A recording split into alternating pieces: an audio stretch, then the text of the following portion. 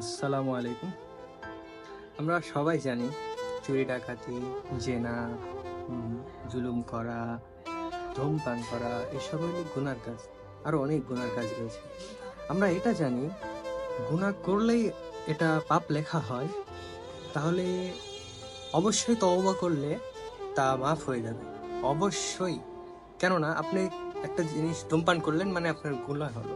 আপনি এটা বুঝলেন কিন্তু তওবা করলেই আপনার যে মাফ হয়ে যাবে এটা বুঝবেন না কেন? গুনাহও যদি ইনস্ট্যান্ট হয়ে যায় তওবাটাও ইনস্ট্যান্ট হয়ে যাবে। ইনশাআল্লাহ আল্লাহ মাফ করে দিবে। তবে তওবাটা হওয়া লাগবে পূর্ণাঙ্গ। যেমন ধূমপানের জন্য ৪০ দিন ইবাদত কবুল হবে না।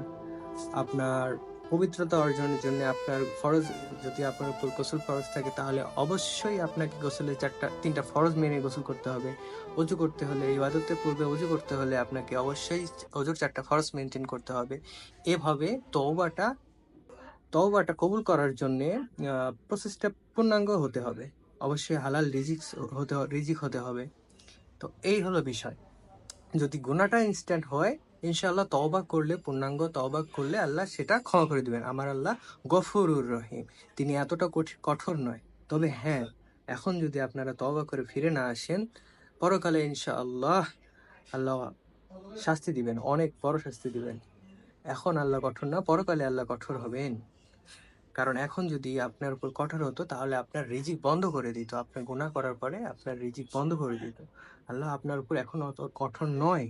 আল্লাহ গফুরুর রহিম। আপনি গুনাহ করেছেন, গুনাহ লেখা হয়েছে। আপনি তওবা করবেন ইনশাআল্লাহ। সেটা মাফ হয়ে যাবে। খোদা হাফেজ।